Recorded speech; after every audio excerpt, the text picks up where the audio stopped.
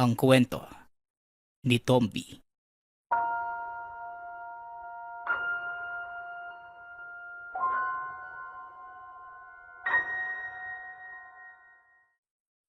Magandang araw mga katombi.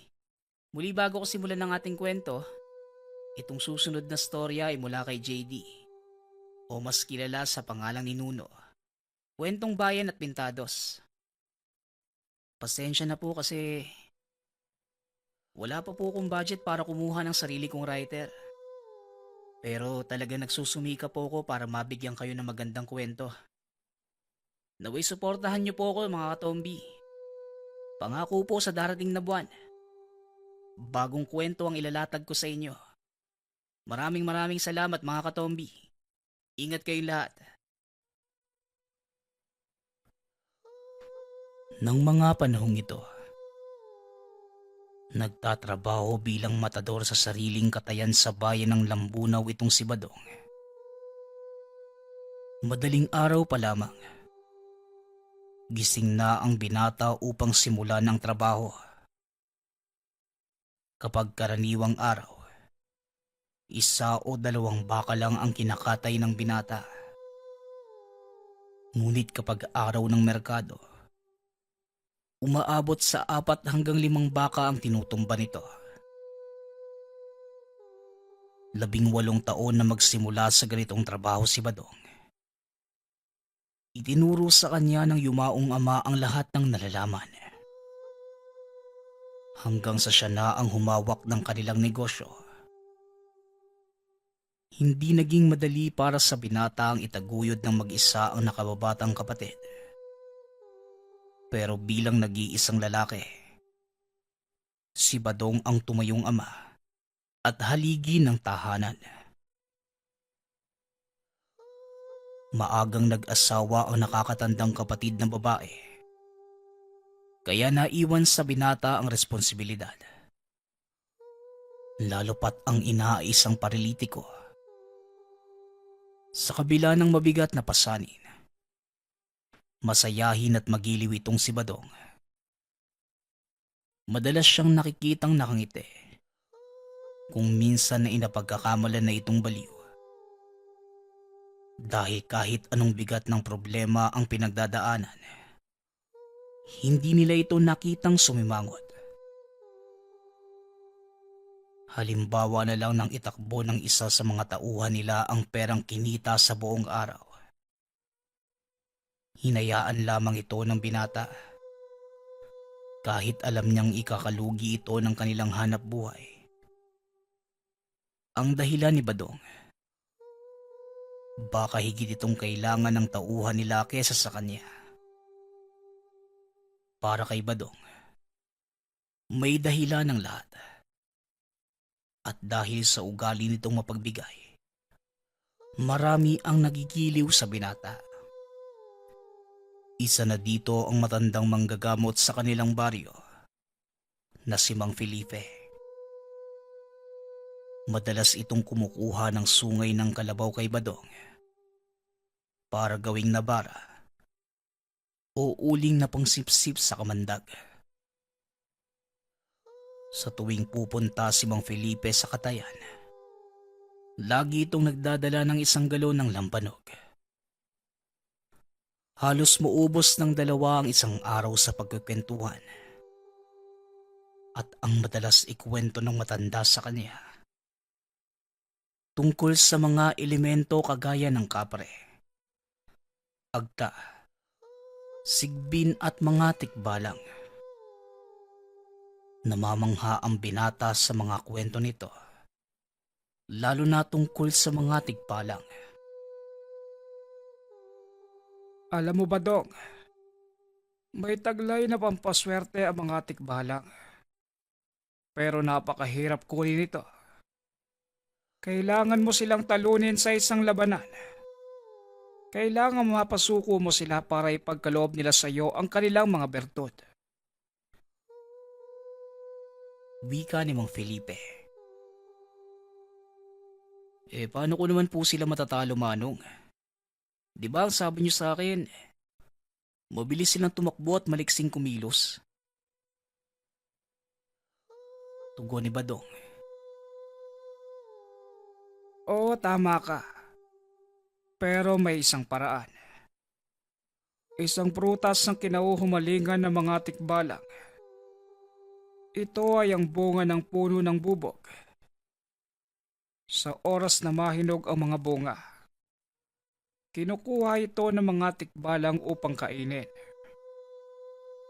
Kapag napasobra ng kain, nalalasing sila at nakakatulog. Wika ni Mang Felipe. Hindi lubusang naniniwala si Badong sa matanda. Nakikipagkwentuhan lang ito sa kanya bilang pampalipas oras at pangtanggal ng pagod sa maghapong pagtatrabaho. Ngunit walang kaalam-alamang pinata. Tuluyang magbabago ang lahat para sa kanya. Isang hapon, habang naglilinis ng katayan, dumating ang kaibigan ni Badong na nagngangalang Billy. Pare, mabuti at naabutan kita. Yung baka kasi ng tatay ko balak niyang ibenta eh. Napilayan kahapon ng tanghali. Hanggang ngayon, hindi pa din makatayo eh. Wala nang pakinabang sa kanya kaya balak niyang ipakatay. Wika ni Billy. Ganun ba? O sige, tatapusin ko lang tong paglilinis ko. Pupuntahan ko kagad ang baka ng tatay mo. Tamang-tama, araw ng merkado bukas eh. Kulang yung kakatayin namin. Tugon ni Badong. Matapos maglinis, kagad itong sumama sa kaibigan. Medyo malayo ang tahanan nito kaya gabi na nang makarating sila sa baryo. Billy, magdala ka ng sulo ah. Medyo madilim na eh. Mahirap kumilos sa dilim. Wika ni Badong. Bago sila tumuloy sa pinagtatalian ng baka, dumaan muna si Billy sa tahanan upang sunduin ang ama at kumuha ng sulo. Habang nasa daanan, nakaamoy ng mabaho si Badong. Tila dumi ng tao. Kaya kagad niya itong pinuna. Ano ba naman yan? Walang disiplina mga tao dito sa inyo, Billy ah. Kung saan-saan nagtatanim ng bombay. Wika ni Badong. Natawa naman ang tatay ni Billy na nagngangalang Mang Dodong. Hindi dumi ng tao ang naaamoy mo, Badong, kundi halimuyak ng nahihinog na bunga ng bubog. Hayon, nasa tabi ng daanan. Wika ni Mang Dodong. Sabay turo sa malaking puno. Tinignan lang ito ni Badong at kagad nagpatuloy sa paglalakad. Hating gabi na nang matapos nilang katayin ng baka. Dahil may kalakihan ito, ayaw pa sanang pauwi ni Billy ang kaibigan. Kaso lang, nagpumilit si Badong. Dahil maaga pa itong pupunta sa merkado para ibenta ang mga nakatay na karne. Iginarga ng magkaibigan ang karne ng baka sa karosa papunta sa katayan ni Badong. Habang naglalakad ang dalawa, huminto ang kalabaw sa tapat mismo ng puno ng bubog. Naku naman, kung kailan nagmamadali ka, tsaka naman naglako tong kalabaw nyo. Gusto din yata niya maging bulalo eh. Wika ni Badong. Tahimik lang si Billy ng mga sandaling yon. Nakikiramdam sa paligid. Akmang magsasalita pa sana muli si Badong. Pero bigla itong pinigilan ng kaibigan. Sandali lang pare. Naririnig mo ba yon? Wika ni Billy. Napakunot ang noo ni Badong dahil wala naman siyang naririnig. Ano bang sinasabi mo, Billy? Wala naman akong naririnig. Maliban sa... Sandaling natahimik ang binata. Nakarinig ito ng mahinang halinghing ng kabayo. Sandali lang pare ah. May kabayo ba nakatali malapit dito? Tanong ni Badong. Oh, akala ko ba ako lang nakakarinig? Walang kabayo dito, Badong. Kinikilabutan na nga ako eh. Baka totoo nga yung sinasabi ni tatay na may tikbalang dito. Nako, naloko na. Nasa tapat pa tayo ng puno ng bubog. Bilisan mo na, Badong. Umalis na tayo dito. Tugon ni Billy. Nahalata ni Badong ang takot sa boses ng kaibigan. Kaya pilit nilang hinila ang kalabaw palayo sa lugar. Nakahinga ng maluwag ang dalawa nang marating nila ang katayan nila Badong. Hindi na natulog ang binata. Sa halip nagtimpla na lang ito ng kape. Dahil mag-aalas 3 na ng madaling araw. Ilang oras na lang. Pupunta na ito sa merkado upang ibenta ang mga kinatay na karne. Kinabukasan, matapos makapagbenta, nagpunta si Badong sa tahanan ni Billy upang ihatid ang pinagbentahan ng kanilang baka. Uuwi na sana ito, ngunit pinigilan siya ng ama ng kaibigan.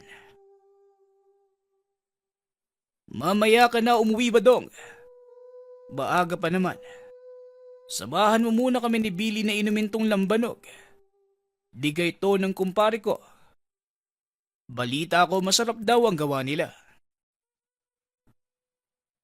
Aya ni Mang Dodong. Hindi nakatanggi ang binata sa alak. Sa isip-isip ni Badong, wala namang mawawala dahil hindi naman sila magkakatay kinabukasan. Sa kasamaang palad, napasarap ang inuman ng tatlo. Hating gabi na magpasyang umuwi si Badong. Huwag ka nang umuwi pare. Dito ka na lang matulog. Madilim na sa daanan eh. Tsaka baka abutan ka pa ng ulan. Wika ni Billy. Hindi yan. Mabilis naman ako maglakad eh. Tsaka huwag ka mag-alala. Alam mo naman kahit gaano karami ang nainom ko, marunong pa din ako umuwi sa amin.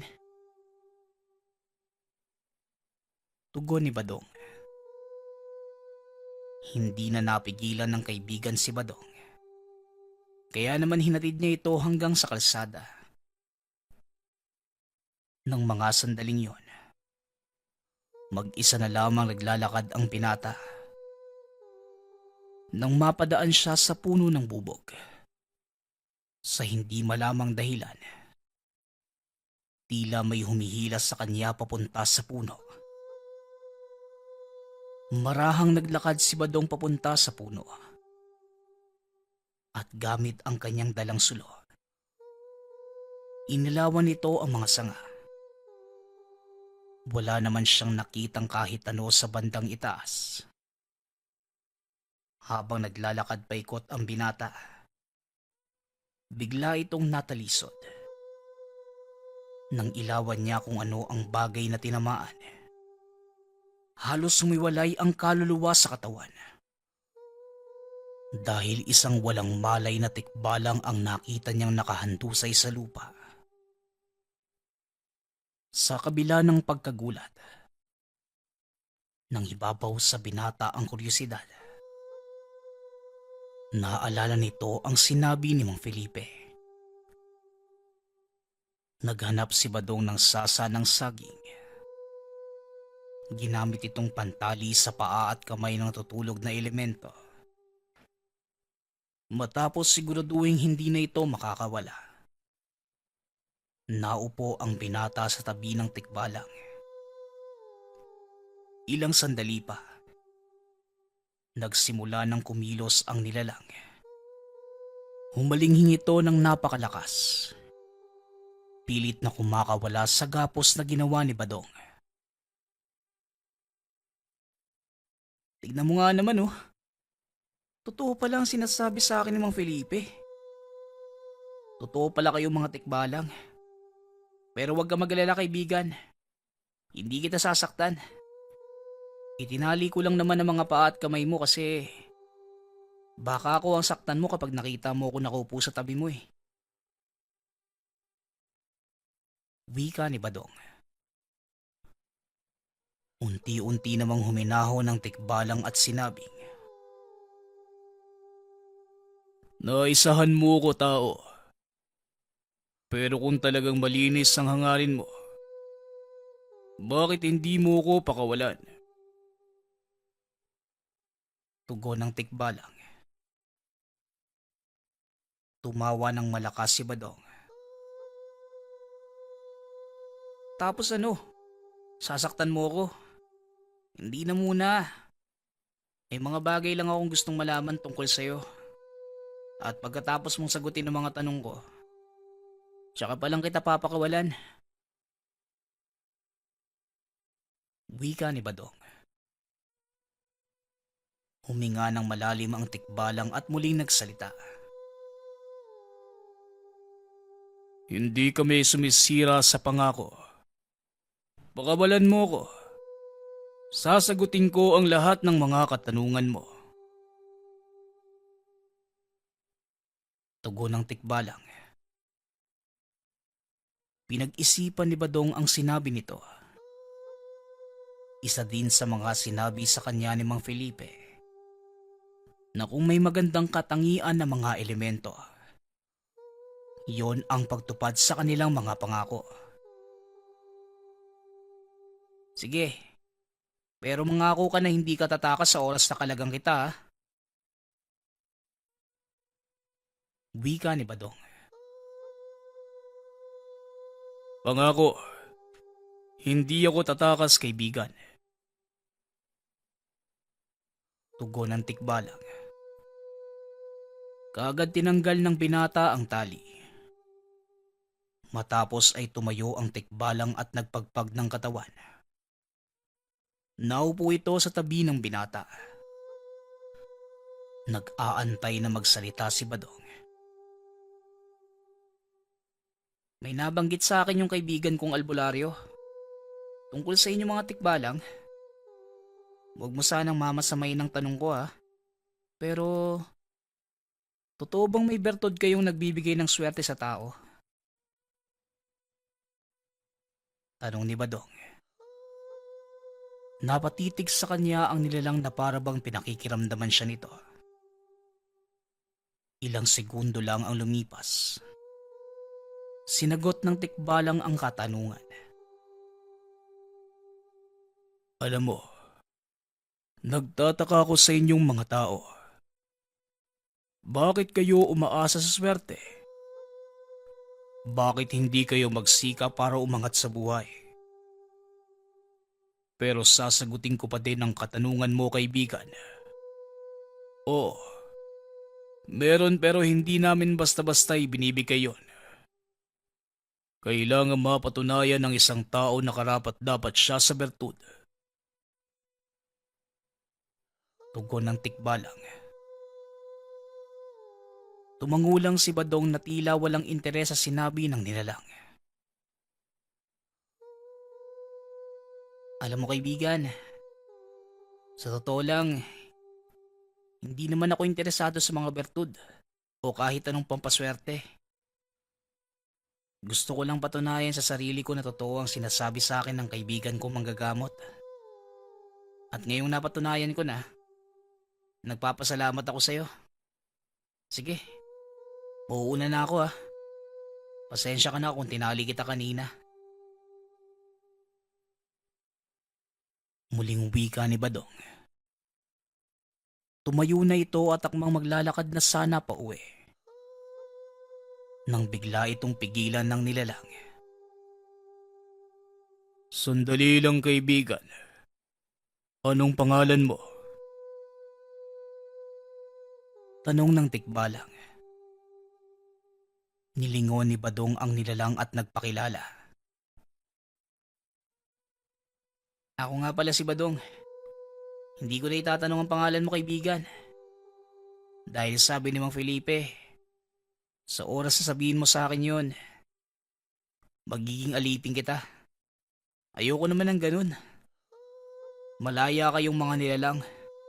Sapat nang malaman kung totoo kayo. Tugon ni Badong. Sa hindi malamang dahilan, nakaramdam ng kakaiba si Badong sa kanang palad. Tila may kung anong gumagalaw. Itinapat niya ito sa liwanag ng sulo. Halos mapasigaw ito nang makita ang kumpol na gumagalaw na gintong buhok. Pumulupot ito sa mga daliri. Hanggang sa tuluyan ng kumapit sa braso. Sa lahat ng nakilala kong tao, ikaw ang kakaiba. Nakuha mo ang respeto ko. Kaya tanggapin mo ang pangalan at ang bertud ko. Tawagin mo ko sa oras na kailangan mo ng tulong. Wika ng tikbalang. Napakamot ng ulo ang binata at muling nagsalita. Alam mo kaibigan, hindi ko kailangan ng bertud na ito eh. Marunong akong kumayod at maghanap buhay. Hindi ba pwedeng maging magkaibigan lang tayo? Ayoko talagang may inaalila ako eh. Mapatao man o elementong kagaya mo. Tanong ni Badong. Pambihira ka talaga. Iba ka sa mga taong nakapaligid sa'yo. Huwag kang mag-alala.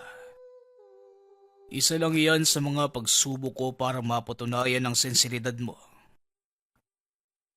Masaya ako dahil nakatagpo ako ng isang kagaya mo. Hanggang sa muling pagkikita, Badong. Pero kagaya ng sinabi ko sa'yo, kung kailangan mo ng tulong, tawagin mo lang ako. At darating ako bilang kaibigan. Tugon ng tikbalang. Tumangulang si Badong at kaagad nagsimulang maglakad pa uwi. Simula ng gabing yon, palagi na itong nakakarinig ng mga yabag ng kabayo sa tahanan. Maging sa katayan. Hindi na din ito binanggit kay Mang Felipe ang nangyari. Naging maayos naman ang mga sumunod na araw. Hanggang sa dumating ang isang hindi inaasahang pangyayari.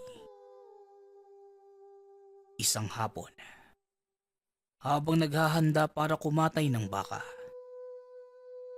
nilapitan siya ng isang lalaki.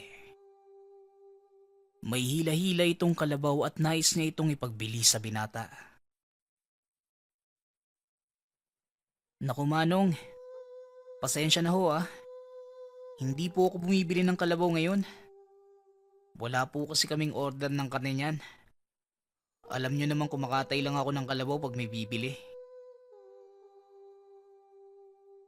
Wika ni Badong. Ngunit nagpumilit ang lalaki. Pakiusap kaibigan. Bili mo na to. Kailangan ko ng pera para sa pagpapagamot ng anak ko eh. Tugon ng lalaki. Pero mariin itong tinanggihan ni Badong. Dahilan para magalit ng husto ang lalaki. Pasensya na po talaga Manong. Hindi ko po kayo matutulungan dyan. Wika ni Badong. Ipinagbibili ko naman sa iyo ang kalabaw na to. Mabuti nga at hindi ako nanghihingi o nagnanakaw eh. Mabuti at nalaman kong wala ka palang puso. Tandaan mo ang araw na to. Dahil ang mukhang to, ito ang huling mukhang makikita mo. Tugon ng lalaki. Medyo kinabahan si Badong sa sinabi ng lalaki. Pero hindi na niya ito inintindi. Nagpatuloy ang binata sa ginagawa. Habang nasa kalagitnaan ng pagkakatay ng baka, bigla siyang nakaramdam ng pananakit ng ulo at tiyan. Tila binabarena ang sentido.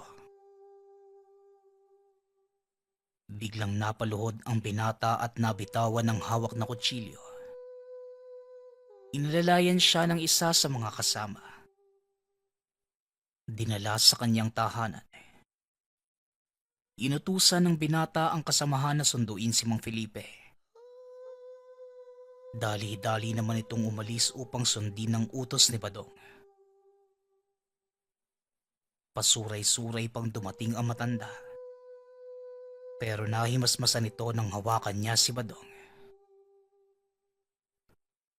Pampihira, ano bang ginawa mo kaninang bata ka? Sinong nakaalitan ba? Tanong ni Mang Felipe. Wala naman po ako nakaalitan, Manong eh. Maliban sa lalaki kanina. Pilit niyang ipinagbibili yung kalabaw niya. Galit niya akong tinalikuran, Manong. Wala naman akong masamang sinabi sa kanya eh. Tugon ni Badong. Pasensya na, Badong. Pero mukhang nakulam ka. Aaminin ko na hindi ako ganon kalakas para gamutin ka. Hindi ko kayang tapatan ng kakayanan ng isang mangkukulam. Wika ng matanda. Oo nga't manggagamot ito. Pero ang larangan ay pagtatanggal ng kamandag sa katawan ng tao na dulot ng kagat ng hayop. Habang lumalalim ang gabi, lalong lumalala ang kalagayan ni Badong. Umabot pa sa puntong sumusuka na ito ng dugo. Natataranta na ang ina sa nangyayari. Hanggang sa nagpasya si Mang Felipe na ipatawag ang isang mahusay na albularyo mula sa kabilang baryo. Wala na akong ibang maisip na paraan para matulungan ka, Badong. Pero hayaan mong ipatawag ko ang kakilala kong albularyo. Si Mang Densyo. Wika ni Mang Felipe. Dali-dali nitong ipinasundo ang albularyo. Ngunit pagdating nito, nagdalawang isip itong tumuloy sa silid ng binata. Pasensya na. Pero mukhang ayaw akong papasukin ng kaibigan ng pasyente. Masyado siyang malakas. Hindi ko kayang tapatan ng kanyang presensya. Wika ni Mang Densyo. Ano bang sinasabi mo, Densyo? Naduduwag ka ba? Mangkukulam lang ang haharapin mo. Tsaka anong kaibigan? Hindi kita maintindihan. Mabuti pa simulan mo na ang panggagamot bago pa tuluyang mapahamak ang batang ito. Tugon ni Mang Felipe. Ngunit mariing tumanggi ang albularyo. Pasensya na, pero hindi ako makikialam. Ayokong masipa ng tikbalang. Wika ni Mang Densyo. Sabay karipas ng takbo palabas ng tahanan. Hinabol pa ito ni Mang Felipe. Naiwang mag-isa sa kwarto si Badong. Dito niya naramdaman ang presensya ng kaibigang tikbalang. Bakit hindi mo ko tinawag, kaibigan? Nasa panganib ang buhay mo. Bakit hindi ka humingi ng tulong sa akin? Tanong ng tikbalang. Kagaya nga ng sinabi ko sa'yo kaibigan, ayoko na nga alipin ng sino man eh. Tugon ni Badong. Kusa ko itong ginagawa. Dahil iba ka sa mga taong nakilala ko. Kaibigan ang turing ko sa'yo at hindi Panginoon. Hawakan mo ang gintong buhok na ito. Ako na ang bahala sa mangkukulam na nagpapahirap sa'yo. Wika ng tikbalang. Wala nang nagawa si Badong. Bagaman labag sa kalooban niya ang gustong mangyari ng tikbalang. Kinuha nito ang gintong buhok. Kusa itong pumulupot sa kanyang kamay. Ilang sandali pa, nakatulog ang binata. At paggising niya, nawala na ang pananakit ng buong katawan. Mag-isa pa din sa silid si Badong na mga sandaling yun. Bumangon ang binata. Nakita ang kaibigang tikbalang na nakaupo sa paanan ng higaan. Mabuti naman at nasa maayos ka ng kalagayan. Siya nga pala, nailigpit ko na yung mangkukulam na ng gambala sa'yo. Wika ng tikbalang. Napansin ni Badong na tila nanghihina ito at hawak ang kanang braso. Anong nangyari sa'yo kaibigan? Bakit parang matamlay ka? Tanong ni Badong habang papalapit sa kaibigan. Nanlaki ang mga mata ni Badong nang makita ang malaking sugat sa dibdib nito. Napano ka kaibigan? Bakit napakalaki ng sugat mo sa dibdib? Tanong ni Badong. Inarap ko ang mangkukulam na yon. Nagawa ko siyang talunin. Kaso minalas ako kaibigan. Nasugatan niya ako at ang tanging paraan lang para mapagaling ako. Tanggapin mo ko bilang tagapaglingkod. Tugon ng tikbalang. Labag man sa kalooban ni Badong. Pero ito lang ang paraan para gumaling ang kaibigan. Tinanggap ni Badong ang alok ng tikbalang. Nang matapos, kusang gumaling ang mga sugat ng tikbalang. Nanumbalik ang liksi ng nilalang. Tumatakbo pa ito sa loob ng silid ni Badong na nakakuha ng atensyon ni Mang Felipe.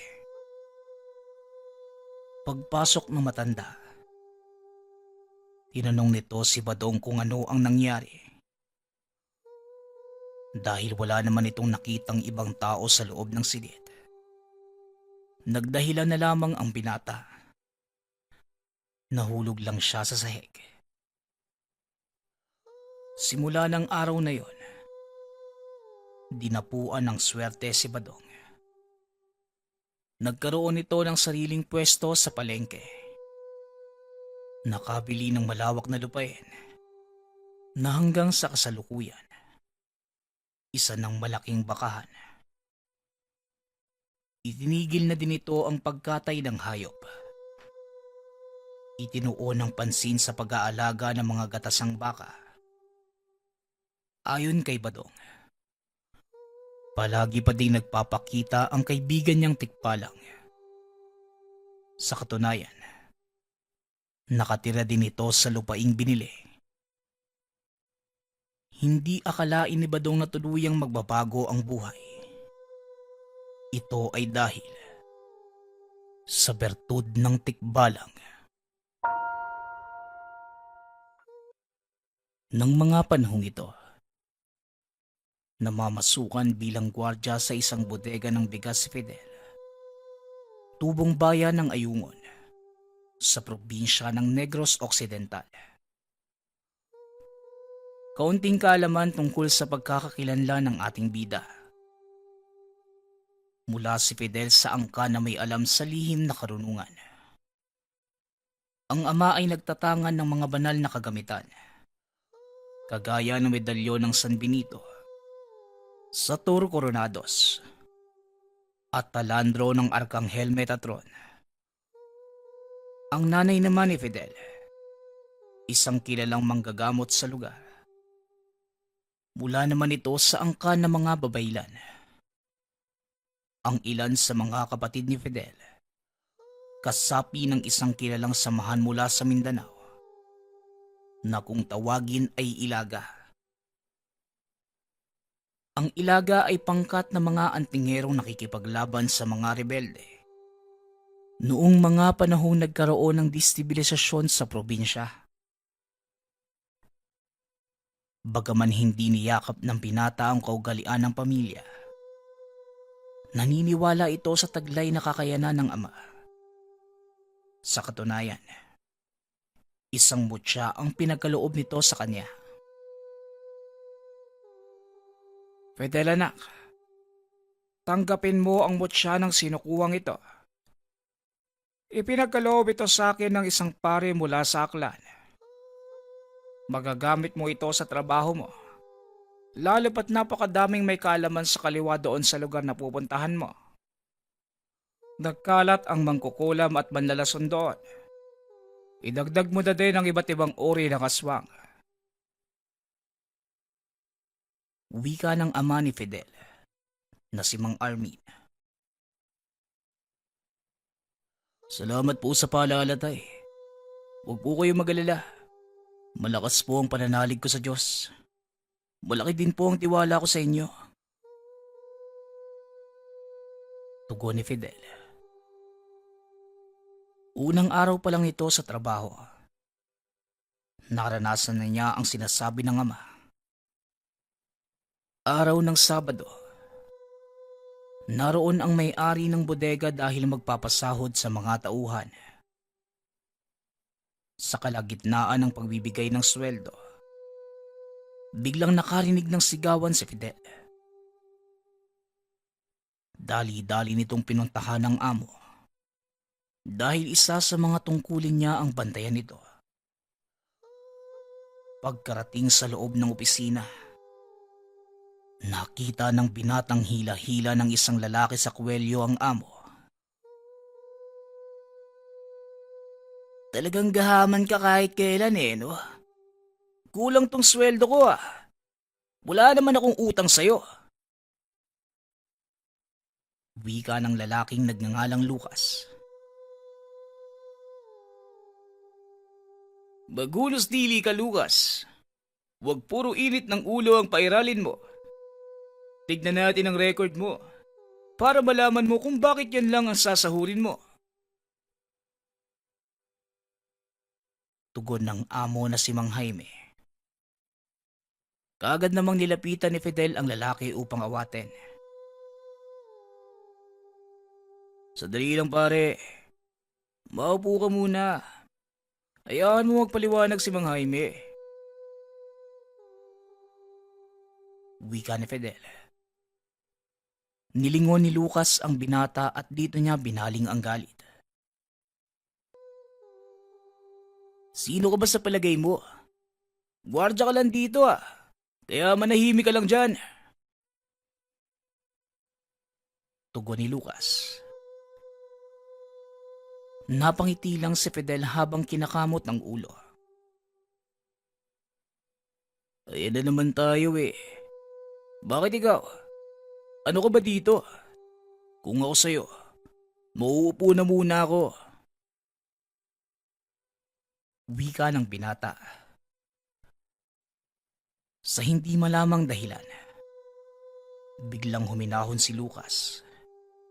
Maging ang mga nanonood ay hindi maintindihan ang nangyari. Nanatili si Fidel sa tabi ni Lucas habang kinakausap ito ng may-ari. Patuloy lang sa pag-uusap ang dalawa. Ngunit napakasama ng titig ni Lucas kay Fidel. Pasimpleng pinakikiramdaman ng binata ang sitwasyon hanggang sa matapos ang pag-uusap nila ng amo. Naglakad palabas si Lucas. Ngunit nakapako pa din ang titig nito kay Fidel. Hindi na lamang yung pinansin ng binata. Kampante si Fidel na hindi nalaman ni Lucas ang ginawa niya. Ngunit walang kaalam-alam ang binata na meron din pala itong nalalaman tungkol sa lihim na karunungan. Kinagabihan, habang nag-iikot sa paligid ng bodega, napansin ni Fidel ang isang itim na asong palakad-lakad sa likuran. Binugaw niya ito dahil baka kainin ng hayop ang mga pagkain na kaimbak sa kusina. Dumampot ng bato ang binata para sana itaboy ito. Nang bigla na lang nawala sa paningin niya ang aso. Dito na nagsuspecha si Fidel na hindi ordinaryong aso ang nakita. Biglang nakaramdam ng pagtindig ng balahibo ang binata. Kaya pinili nitong bumalik sa pwesto. Maliwanag doon at kahit papano, nakikita ng malinaw ang kilos sa paligid. Habang nakaupo, tumambad sa binata ang figura ng isang lalaki. Mahaba ang buhok nito. Naaninag ni Fidel na tila wala itong saplot. Inilapag ng binata ang dalang shotgun. Kinuha ang mutya ng sinukuan sa bulsa.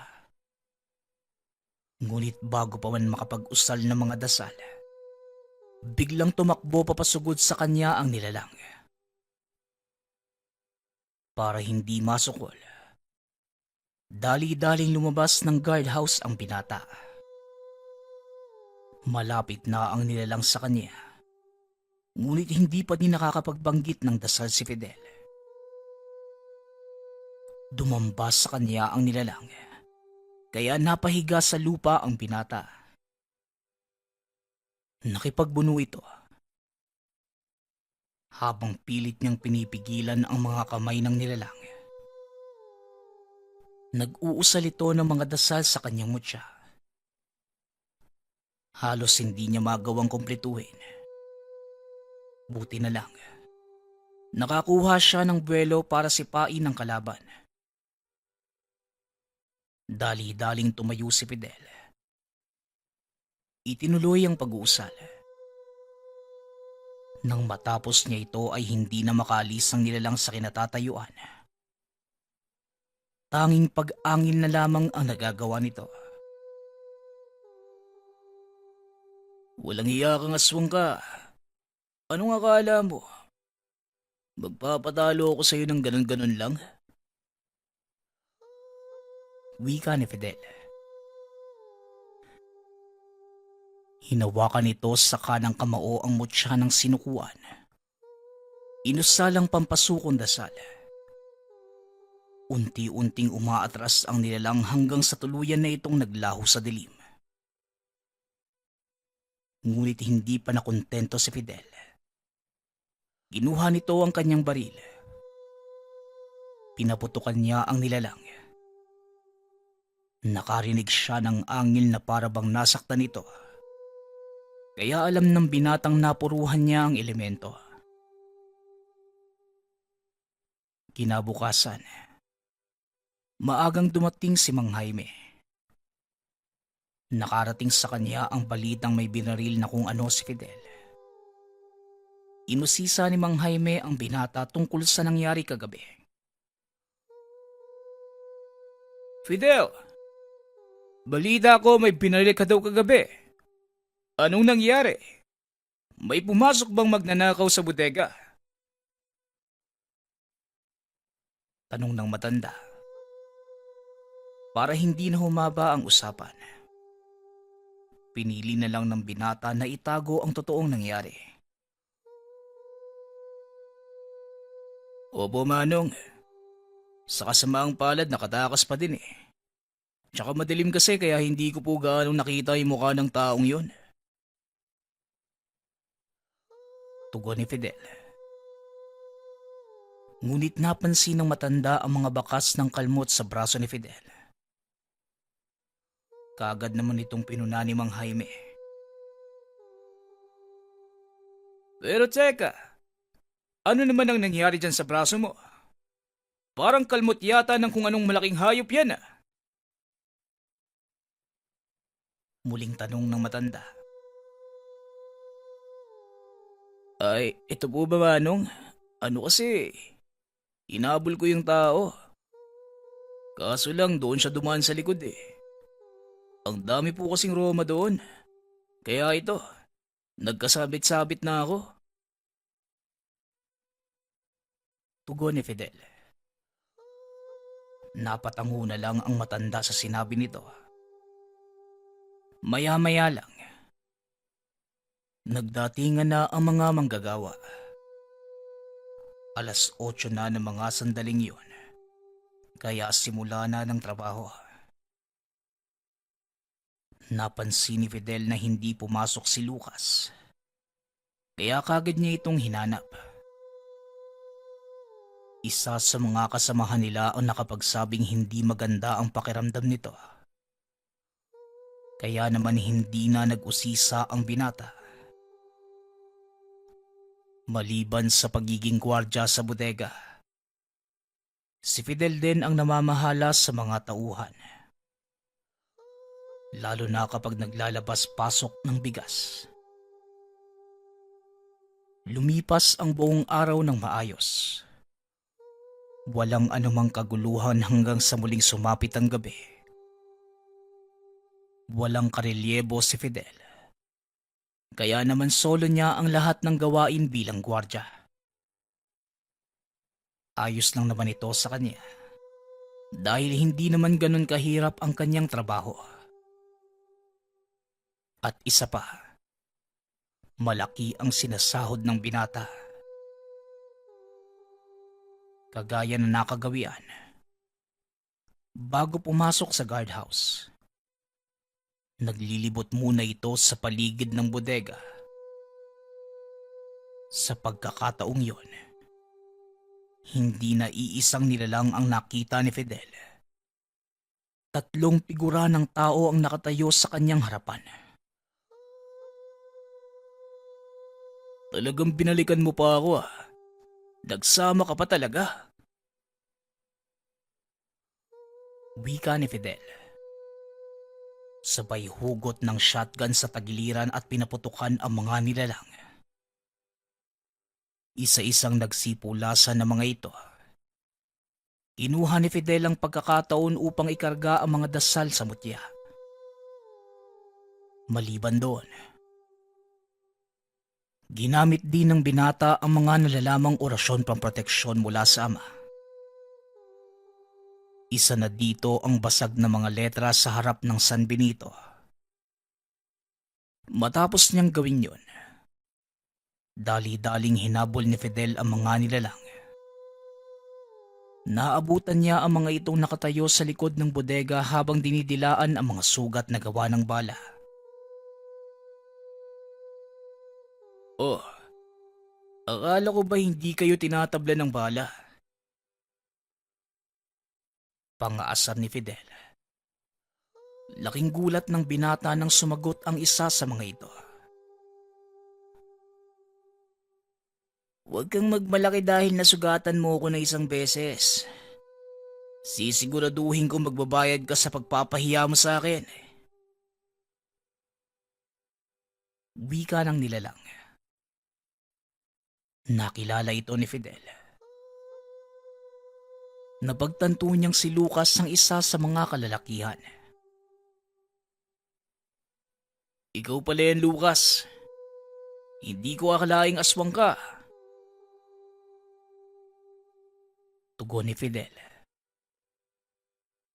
Naglakad si Lucas palapit sa kanya habang nagpapalit ng anyo. Binitawan ng binata ang hawak na baril. Hinubad ang suot na uniforme. Sa pagkakataong yon, sisiguraduhin ni Fidel na hindi na makakaligtas sa kanya si Lucas. Biglang sumugod ang kalaban papunta sa kanya. Kaagad namang sinalubong ni Fidel ang kalaban. Isang malakas na suntok ang binigay niya dito. Ngunit kahit nagawa niyang patamaan si Lucas, hindi naman siya nakaligtas sa mga kasamahan nito. Sunod-sunod na kalmot ang natanggap niya sa dalawa pang aswang. Dahilan para magkanda punit-punit ang kanyang damit. Nang mapagtanto ng binatang hindi niya nakakayanin pa ang mga kalaban, pinili nitong umatras at maghanap ng paraan para talunin ang mga ito. Dali-daling tumakbo si Fidel papunta sa gubat na nasa likod ng bodega. At sakto namang nagkalat sa lugar ang baging na makabuhay. Inilabas ng binata ang maliit na kutsilyo. Pumutol ng isang baging upang gawing latigo. Nag-antay ang binata na sundan siya ng mga aswang. Ngunit hindi pumasok ang mga ito sa kanyang kinaroroonan. Nanatili ang mga itong nakatayo sa labas ng gubat. Habang si Fidel naman, pinakikiramdaman ang paligid. Hanggang sa wala na siyang ibang pagpipilian, kundi harapin ang mga aswang na nag-aantay sa kanya. Dali-daling tumakbo si Fidel papunta sa mga ito, gamit ang hawak na baging na makabuhay. Hinagupit niya ang mga aswang. Napuruhan si Lucas. Wala nang nagawa ang dalawang kasama nito kundi tumakbo. Dahil isa ang katas ng baging na makabuhay sa mga kinakatakutan ng aswang.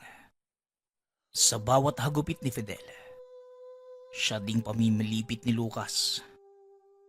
Hanggang sa tuluyan na itong nanghina. Sa pagkakataong yun, kinuha ni Fidel ang maliit na kutsilyo at tinarak sa leeg ni Lucas. Matapos ang pangyayari, kaagad pinuntahan ni Fidel si Mang Jaime. Ibinalita nito ang naganap sa bodega. Paanong nakapasok sina Lucas? Anong ginagawa nila doon? Tanong ni Mang Jaime. Maniwala kayo sa hindi, Manong. Aswang po si Lucas. Yun po ang dahilan kung bakit madali nilang napasok ang mataas na pader ng bodega. Tugon ni Fidel. Sinasabi ko na nga ba? Matagal na akong naghihinala sa taong yan. Ikaw pa lamang ang nakapagpatunay ng suspetsa ko.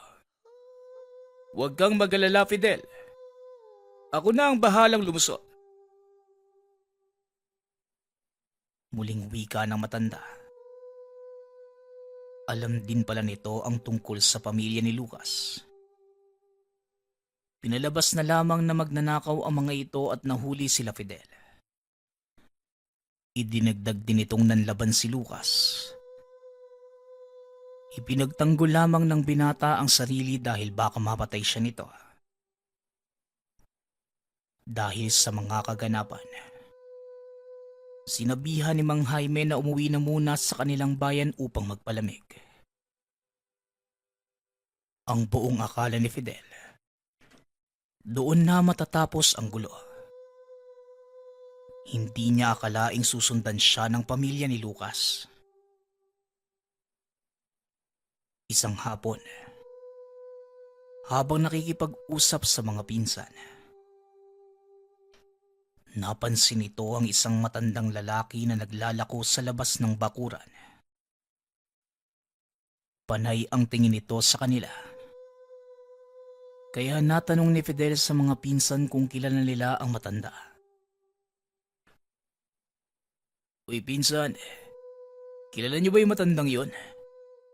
Ngayon ko lang siya nakita dito eh. Tanong ni Fidel. Hindi insan. Ngayon ko nga lang din nakita yung matandang yan eh.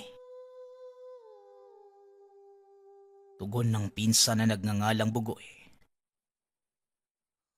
Hindi na lang ito pinansin pa at nagpatuloy sa pag-uusap. Ngunit biglang lumabas ang ama. Inutusan niyang pumasok ng bahay ang magpipinsan. Pumasok kayo sa loob ng bahay. May nararamdaman akong masamang presensya sa paligid. Wika ni Mang Armin. Habang nakatitig sa matandang naglalakad sa labas. Nakatingin din ito sa kanya. Tila may kung anong binubulong sa hangin. Nang matapos ay mabilis itong naglakad palayo. Kilala niyo po ba yung matanda, tay? Tanong ni Fidel. Hindi anak. Ngayon ko lang nakita ang matandang yon. Pero hindi siya pangkaraniwan. Mag-iingat ka, Fidel. Mukhang alam ko na kung bakit nandito yan. Tugon ni Mang Armin. Tsaka pa lamang ikwinento ni Fidel ang nangyari. Napailing na lang ang ama sa mga narinig. Sa kabila ng katotohanang nakapatay ang anak, alam ng matandang ginawa lang ni Fidel ang nararapat. Ang inaalala ko po yung amo ko sa Mabinay. Baka siya po yung balikan eh.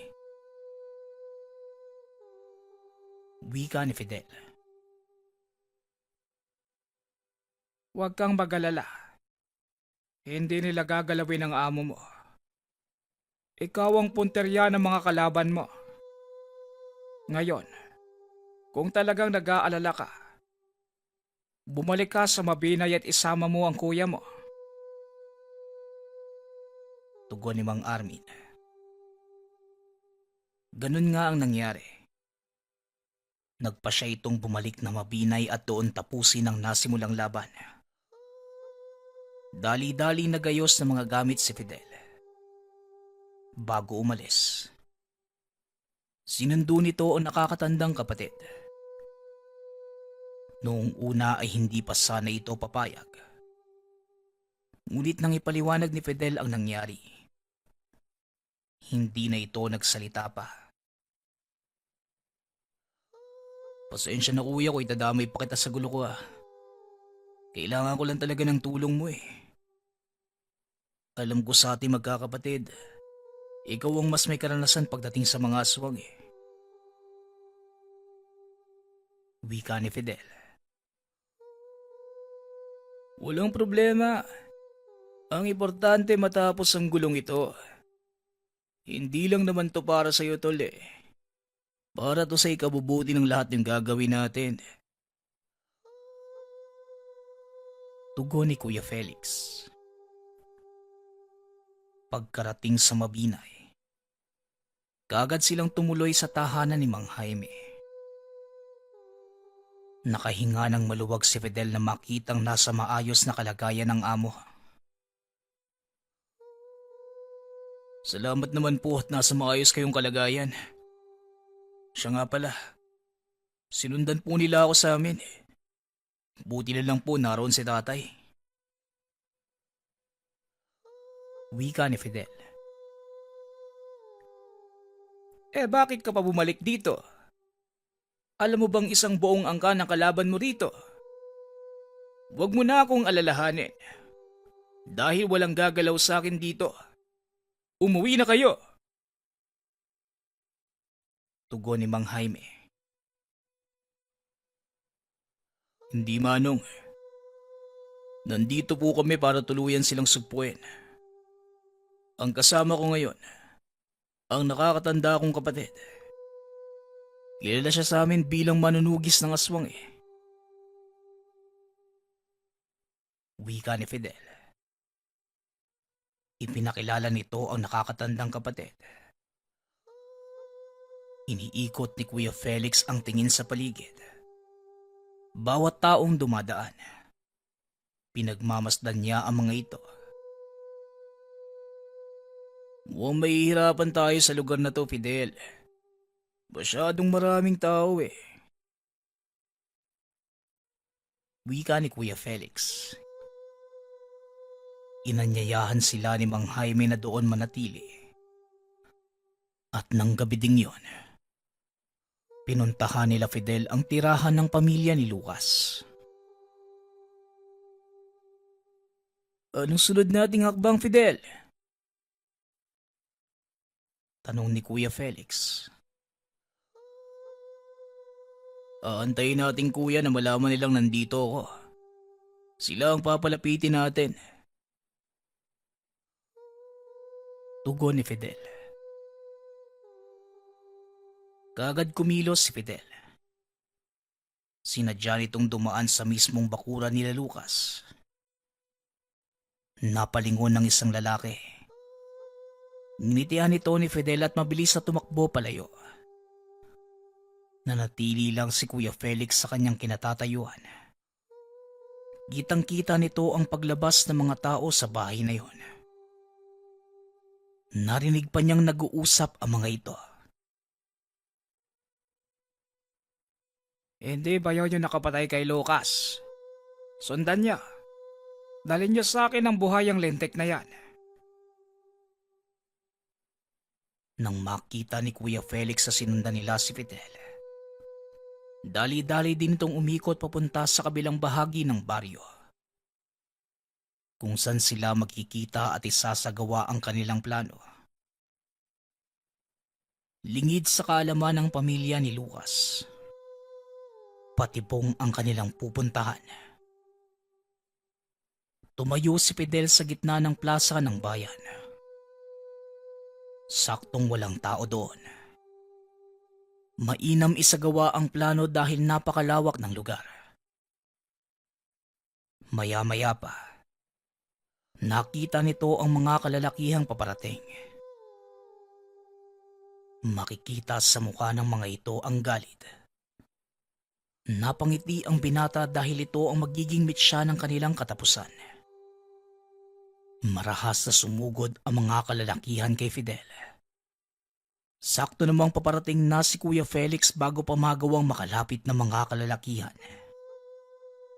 Laking gulat ng mga ito nang magsipagtalsikan sila palayo sa binata. Di kayo makakapasok sa dome ng kapatid ko. Pasensya na. Pero kailangan din namin gawin to para matapos na ang gulo. Wika ni Kuya Felix. Kayo ang nagumpisa ng gulong ito. Kung hindi naging pakialamero ang kasama mo, hindi sana tayo magkakaharap ng ganito. Wika ng isa sa mga kalalakihan. Ipinagtanggol ko lang po ang sarili ko. Pinapangalagaan ko lang po ang trabahong bumubuhay sa akin. At isa pa, mali po ang ginawa ni Lucas sa pagsugod sa amo namin. Kaya ginawa ko lang po ang nararapat. Tugon ni Fidel. Lalong nagalit ang mga kalalakihan. Isa-isang nagpalit ng anyo. Akmang susugod na sana, nang bigla namang nagpakita ang isang matanda. Itigil niyo ang kaguluhang ito. Kayo, Luciano, kahit kailan hindi niyo ako pinakinggan. Walang kasalanan ng taong ito. Dahil ang kapatid niyo ang nagsimula ng gulo. Huwag niyong gamitin ang pagkaaswang niyo upang manakit ng iba. Wika ng matanda. Pero tay, kinatay ng lalaking yan ang bunso mong anak. Ano? Tatangan na lang kami at palalampasin ang mga nangyari? Tugon ni Luciano. Oo, nakagawa ng kasalanan ng taong ito. Pero hindi niyo ba naisip na mas malaking kasalanan ang ginawa ng kapatid niyo? Nagbalak siyang magigante. Alam niyong mahigpit nating ipinagbabawal. Aswang tayo. Pero may batas din tayong sinusunod. Kayo naman binata, Maaari bang palampasin na ninyo ang ginawang ito ng aking mga anak? Pangako, hindi na kami manggugulo pa. Muling wika ng matanda. Hanggang sa napagtanto ni Fidel. Ito din yung matandang nakita niya sa tapat ng bakuran nila. Teka, di ba kayo yung nakita ko doon sa harap ng bahay namin? Tanong ng binata. Ipinaliwanag ni Mang Bianong ang dahilan. Ayon dito, sinundan niya si Fidel upang kausapin ng masinsinan at magkapatawaran. Isinumpa nitong hindi na magdudulot ng gulo kailanman ang kanilang angkan. Wala namang pong problema sa akin. Nagkamali din po ako ng akala. Patawarin niyo rin po ako, Manong. Ang akala ko sinundan niyo ako sa amin para magiganti. Tugon ni Fidel. Matapos ang pag-uusap na yon, isa-isang nagsipag-alisa ng mga aswang. Naiwan na lang ang matanda, si Fidel at si Kuya Felix. Salamat sa iyo, binata. Huwag na sanang mag-cruise pa ang ating landas. Kapwa na lang tayo umiwas sa gulo. Wika ng matanda. Hanggang sa tumalikod ito at naglaho sa kadiliman. Nakahinga ng maluwag si Fidel. Hindi niya inaasahang ganun ang magiging tagpo ng pagkikita nila ng pamilya ni Lucas. Dito rin napagtanto ng binatang hindi lahat ng aswang ay masama. Sa kasalukuyan, namumuhay si Fidel sa bayan ng Mabinay. Meron na itong sariling negosyo. Ipinagkaloob sa kanya ito ni Mang Jaime. Sa kabila ng tahimik na pamumuhay, hindi pa din makalimutan ni Fidel ng minsan. Nakipaglaban siya sa mga aswang. Gamit ang tangan, namut siya ng sinukuan.